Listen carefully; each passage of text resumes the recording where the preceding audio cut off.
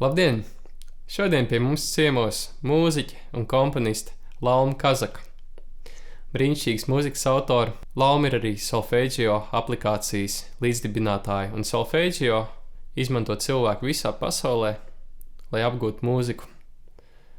Lauma ir arī radījusi solfēģio dzejas, mūzikas un mākslas platformu. Lauma ir arī Jāzepa Vītola Latvijas Mūzikas akadēmijas absolvente, un ar Laumu mēs arī ļoti daudz esam kopā muzicējuši, gan manējās kompozīcijas mūsu trio sastāvā, gan arī es esmu spēlējis Laumas grupā. Lauma ir arī mūzikas skolotāja daudz gadu pieredzi, tostarp strādā muzikālajā darbnīcā.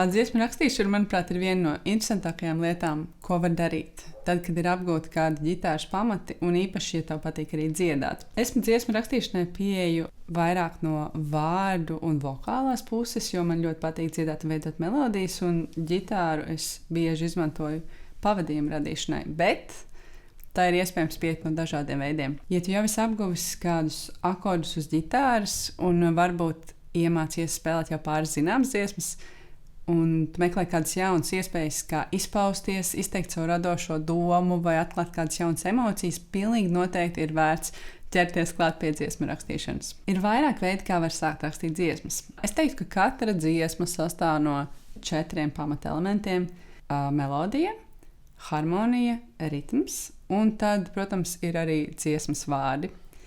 Un katrs no šiem 4 elementiem ir tāds, no kura var sākt dziesmu rakstīšanas procesu. Cik esmu runājusi ar citiem komponistiem un arī skatījusies intervijas ar saviem mīļākajiem songwriteriem un dziesmu autoriem, kā piemēram LP, Ed Sheeran, Chris Martins no Coldplay, The Beatles un citi. Katram tas process ir ļoti dažāds, un man šķiet, ka tas ir labi, jo tādā veidā ir iespējams visu laiku uzturēt pašam savu iekšēju interesi par to, kas notiek.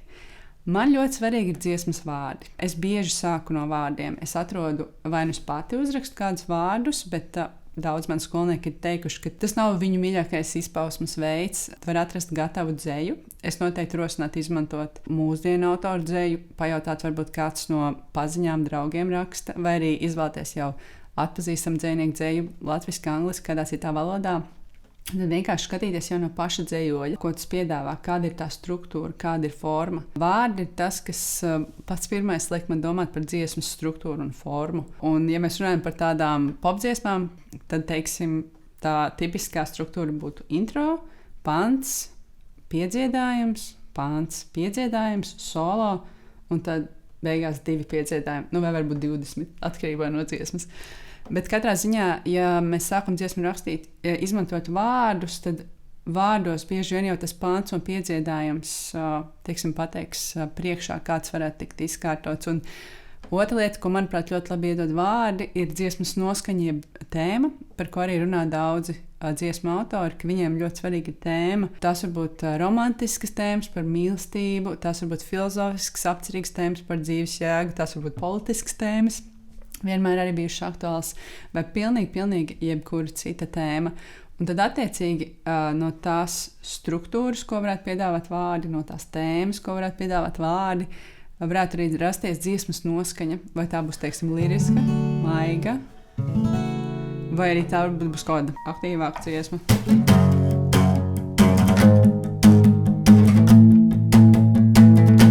Pilnīgi uzreiz jau 2 dažādas sajūtas. Tas ir tas... Katrā ziņā noskaņa, tēma un struktūra būs kaut kas tāds, kas būs vajadzīgs visos gadījumos. Cits veids, kā var sākt rakstīt dziesmu, ir melodija.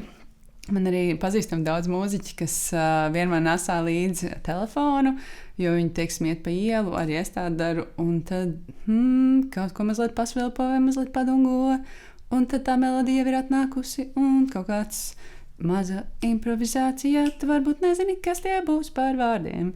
Bet pati melodija jau ir, un tad pēc tam to var attīstīt vai apaudzēt ar akordiem. Tagad, protams, ir jautājums, kādas ir tavas zināšanas mūzikas teorijā, jo dziesmas var rakstīt, es teiktu, arī ar ļoti mazām vai nekādām zināšanām, bet, protams, jo lielāks ir zināšanas mūzikas teorijā, jo vienkārši vairāk iespējas varbūt arī radošai domāšanai un kaut kādām sakarībām mūzikā var atrast. Bet katrā ziņā, kad tā melodija ir piefiksēta, to var attīstīt. Dažreiz ir forši dziesmu rakstīt tikai sākot no melodijas, jo tas mīnusiņš, kas varbūt ir, ja dziesmu raksta no vārdu viedokļa, ir tas, ka gribas tos vārdus tik pareizi izrunāt, ka mazliet pazūd melodiskums un mūzika. Bet, ja pirmā ir melodija, kaut kāda skaista, spēcīga melodija, tad vienmēr sanāks tā, ka vārdus vajadzēs mazliet pārveidot vai iekļaut melodijā, un viņi sanāks ļoti skaisti un plūstoši. Es domāju, ka melodija ir svarīga arī tāpēc, ka bieži vien tieši tā ir tā, kas pēc tam paliks atmiņā, ko gribēsies visu laiku dziedāt uz riņķi, un arī paši lipīgākie dziesmu piedziedājumi vienmēr ir saistīti ar to, ka tā melodija ir palikusi atmiņā. Kā es minēju, vēl viens veids, kā var pieiet dziesmu rakstīšanai, ir akordi. Manuprāt, ģitāra ir fantastisks instruments tam. Ja mēs salīdzinām ar, piemēram, tādiem instrumentiem kā viola vai flauta, kur tu vari reizē nospēlēt vienu vai varbūt dažas notas. Un tad ģitārai uzreiz ir akords, un viņam var kaut ko dziedāt līdzi, un tu vari paklausīties, savirknēt pāris akordus vienu pēc otra. Es parasti skolniekiem iesaku sākt ar 3 vai 4 akordiem, kurus, protams, pēc tam var attīstīt, jo, ja tas neliekas pietiekami interesanti, var jau likt klāt un klāt. Var akordus arī mīt ar rifiem. Bet, ja mēs varbūt runājam par pašu sākumu, tad 3 akordi perfekti izvēle. To var redzēt arī spēlēt un skatoties citas dziesmas, piemēram,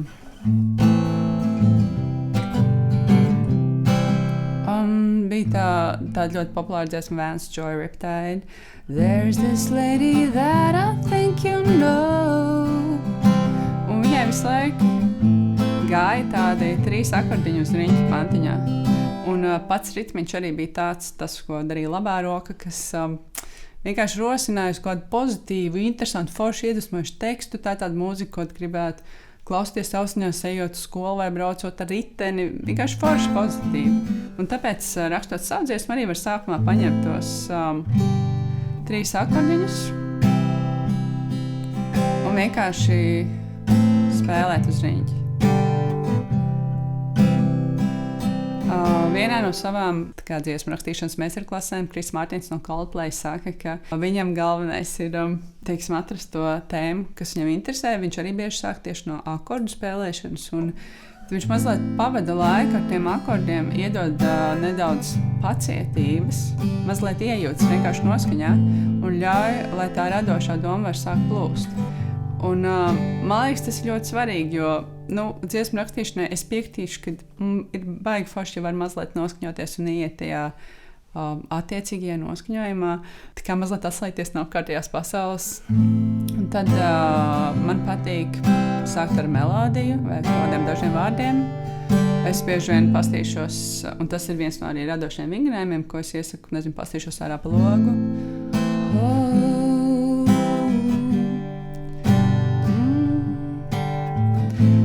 Zilas debesīs un saulē.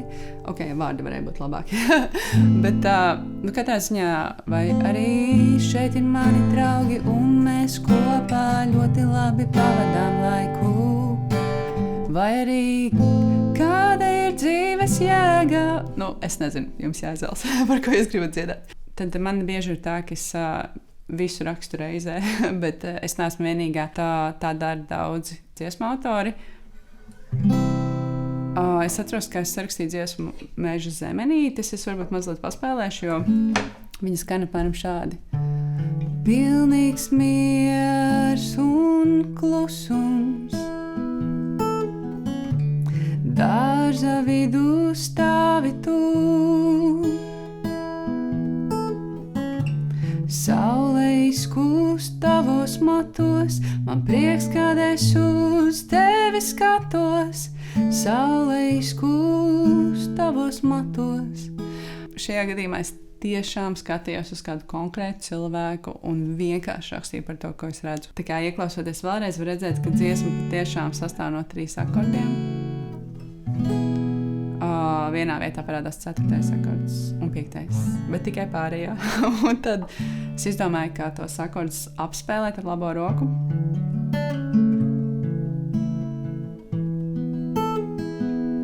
izmantojot arpēģijas, jo man likās, ka tas piestāv dziesmas noskaņai. Tas ir tad, ja mēs runājam par to, kā rakstīt dziesmas uz akustiski instrumenta, piemēram, uz ģitāras, tikpat labi šīs idejas varētu noderēt, lai rakstītu uz ukules vai klavierēm. Protams, ka daudz dziesmu arī raksta izmantojot virtuālos instrumentus. Tas nav varbūt gluži tas lauciņš, ar ko es personīgi nodarbojos ikdienā. Tomēr, ja ir dators un ir bagāta fantāzija, tad tas noteikti arī ir superīgs veids, kā var rakstīt dziesmas. Dažreiz ir tādi jautājumi, ko darīt, ja es nevaru izdomāt, ko rakstīt tālāk? Vai arī kā es varu zināt, ka tā dziesma, ko esmu uzrakstījis, ir laba?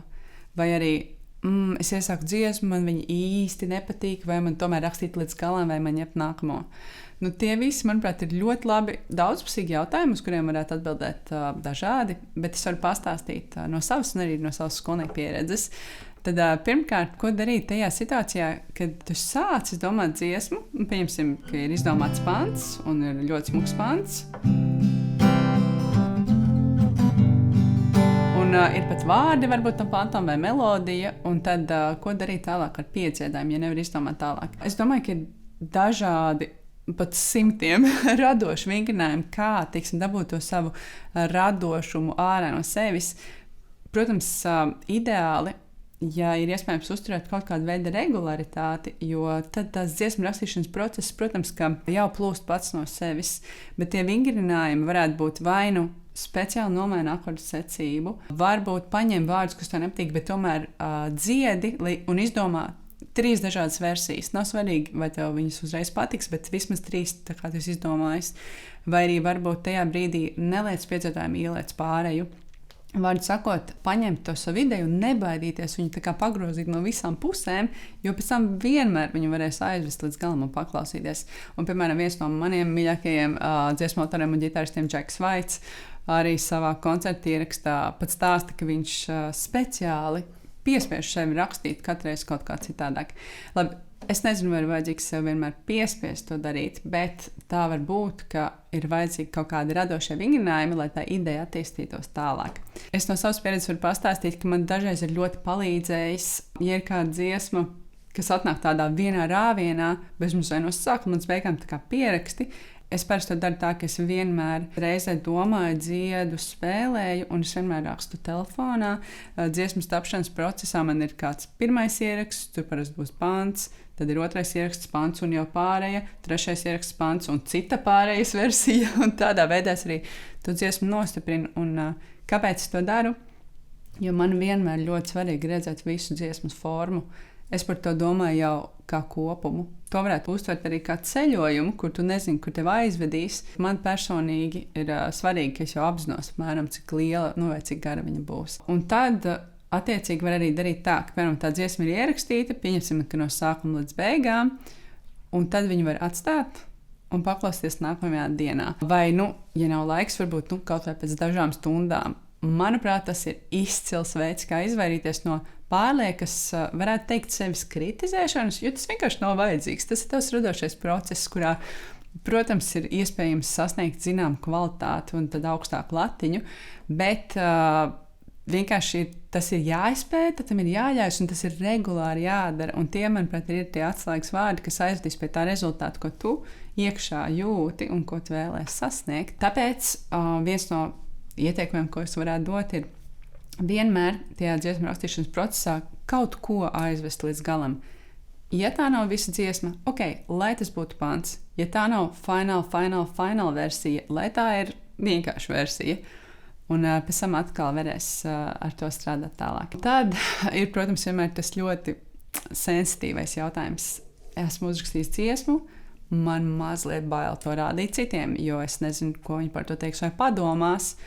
Varbūt šī dziesma ļoti personīga, varbūt es pat tiešām tur atklāju savas jūtas vai kādu citu svarīgu tematu un nezinu, kāda būs reakcija. Un man liekas, ka šim ir jāpārkāp pāri, jāpārkāp sev pāri un var sākt ar dziesmas rādīšanu kādiem sev tuviem cilvēkiem, kam var uzticēties. Un tad, piemēram, ja pats arī spēlē un vēlas izpildīt šo dziesmu, tad noteikti vajag viņu spēlēt un izpildīt. Sākt ar ģimeni, draugiem, pēc tam uzspēlēt dzimšanas dienā kādam, pēc tam jau varbūt var kopā ar kādu citu cilvēku organizēt koncertu, pēc tam jau var organizēt savu koncertu. Ja gadījumā dziesmu rakstīšana nav kā pašterapija, kas arī starp citu ir superīgs virziens, tas ir domāts citiem cilvēkiem, tad tā vienīgā recepte ir vienkārši sākt ar savu mūziku dalīties. Ir tāds teiciens, ka laba dziesma skan labi arī uz viena instrumenta un vienkārši dziedot ar balsi. Protams, ka mūsdienās var uztaisīt brīnišķīgu producēšanas darbu, veikt un, teiksim, dziesmu apaudzēt ar 20 vai 200 dažādiem trekiem, skaņām, skaņa efektiem, un viņi skanēs fantastiski. Bet īstenībā kaut kas ir skaists tajā idejā, ka tā dziesma, viņas, tā viskailākā, trauslākā stīga un dvēsele, tad melodija un akordi skan labi arī uz viena instrumenta un tikai ar balsi. Un es varētu tam piekrist, ka dziesmu rakstīšanai ļoti svarīgs ir stāstījums un emocija. Un tad, ja viņš ir spēcīgs, un arī ja šī struktūra un forma ir laba un skaidri saprotama, ja vārdi ir noslīpēti, ja melodija ir interesanta, ja akordi tiek labi izpildīti un nospēlēti, tas viss saslēdz kopā. Un īstenībā varbūt tas ir tāds koncerts, kur klausties ārā, sēžot zālītē zem zvaigznēm, un tad nekas vairāk tajā brīdī dzīvē nemaz nav vajadzīgs. Piepildījums ir. Bet katrā ziņā man vienmēr paticis sākt dziesmas, tad domāts viena instrumenta, lai gan pēdējā laikā es lasu un skatos arī daudz interesants intervijas par to, kā rakstīt dziesmas kopā, ko es arī noteikti ieteiktu pamēģināt, jo viens cilvēks otram var sniegt tādu vērtīgu atgriezienisko saiti. Protams, droši vien, ka ir neizbēgams diskusijas par māksliniecisko pusi. Vienam varbūt patīk labāk viena lieta, otram cita, bet arī tur var dzimt kaut kas jauns un var dzimt inovācija. Piemēram, grupas instrumenti, mūziķi arī savā laikā intervijās ir teikuši, ka tieši viņu lielās atšķirības gaumē šādi tādi, kas varbūt bez tā neliekas no malas, jo viņi liekas brīnišķīgs vienots duets, jau trio, ka tieši tas varbūt arī ir vedis pie kaut kādiem jauniem atklājumiem. Tas nemaz nav slikti. Tomēr, ja ir tā, ka vēlies saglabāt savu ideju kā autors un arī ar to iet parādīt plašākai publikai, varbūt vēlēsies savu dziesmas skanējumu kaut kādā veidā padarīt krāsaināku, bagātināt vai paplašināt. Un es atceros, ka savā laikā kāds no maniem skolniekiem bija atradis äpu, ar kuru palīdzību var, iespēlēt melodiju, un tad apps pats pieliek klāt kaut kādus akordus un ritmu, un tā bija baigi forša ideja, bet tas viss dziesmas pēc laika izklausījās mazliet līdzīgas, bet īstenībā, pieņemsim, es kā dziedātāja un ģitāriste, es varētu uzaicināt, piemēram, kādu, kurš spēlē čellu, un tad jau tā mana dziesma. Ja es iztēlējos garas skaistas čelle notis, uzreiz superīgi plūstoša noskaņa. Man ārkārtīgi patīk spēlēt kopā ar perkusijām. Tas var būt vienkārši šeikerīts, tā var būt džamba, kahons vai kaut kāds cits perkusijas. Ir arī tie brīnišķīgie zvongo un dažādi instrumenti, kas taisa vienkārši tādas mazliet tā kā zvaniņu skaņas. Tā arī ir vēl viena dimensija, jo īpaši, ja gribēsies spēlēt kaut kādu ritmisku mūziku,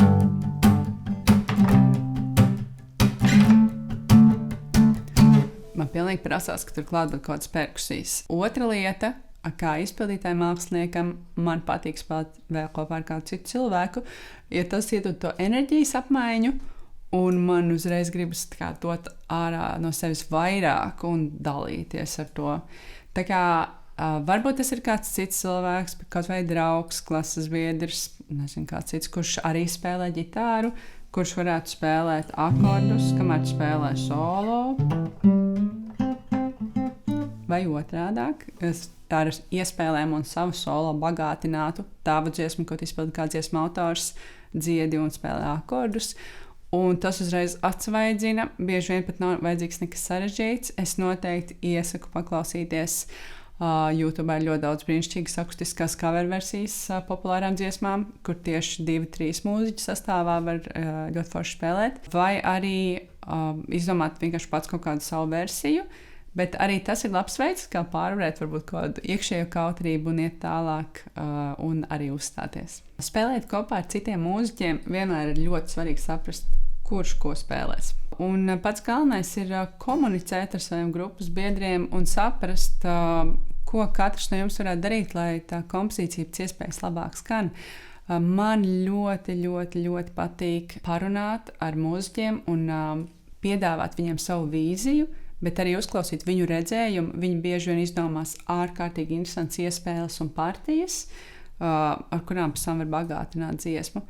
Un otrs variants ir izdomāt visu jau gatavu, kad ir pilnīgi skaidrs un pierakstīt, kurš varētu vairāk spēlēt, teiksim, apakšējās notas, kam paliek vidējais reģistrs, kam varbūt paliks solo iespējas. Un tas īstenībā arī ļoti svarīgi dziesmas balansam, jo tiklīdz vairāk cilvēku spēlē kopā, ir jādomā gan par skaļumu balansu savstarpējo, gan par to, lai viena partija neaizēno otru, vai arī tieši palīdz izcelties kādam solo. Tā ir arī tāda uzreiz vēl viena jauna, ārkārtīgi interesanta un burvīga pasaule, skaņu pasaule, kura ir īstenībā jāpārzina kā dziesmu autoram, kā komponistam, un kas sagādā ļoti lielu prieku viņu iztēloties un izdomāt.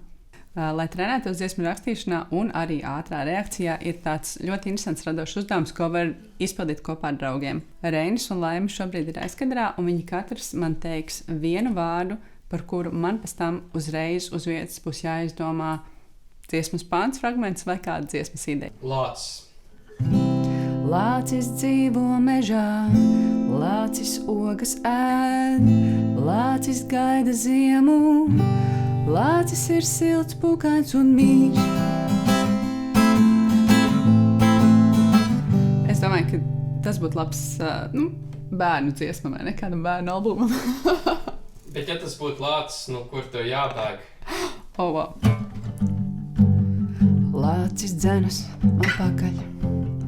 Vai es paspēšu paskriet tik ātri? Lācis dzenas man pakaļ.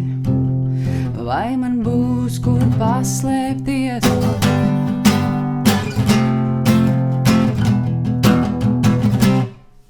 Zirneklis.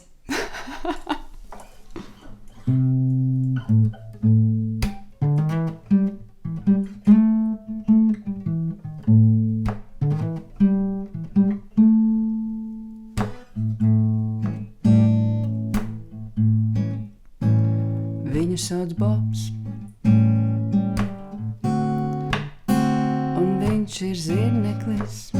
Es cietu par reālu zirnekli. Viņu sauc Bobs,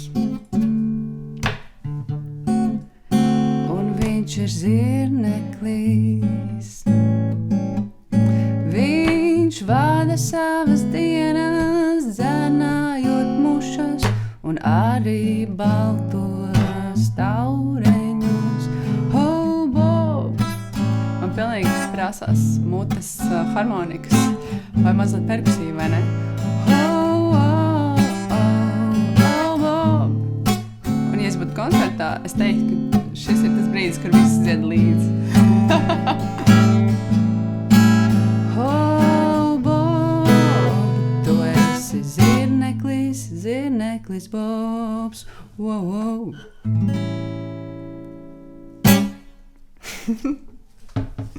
Protams, lai varētu improvizēt uz vietas, kaut arī tas ir tiešām superīgs process un arī tas labs veids, kā var gūt saikni ar saviem klausītājiem.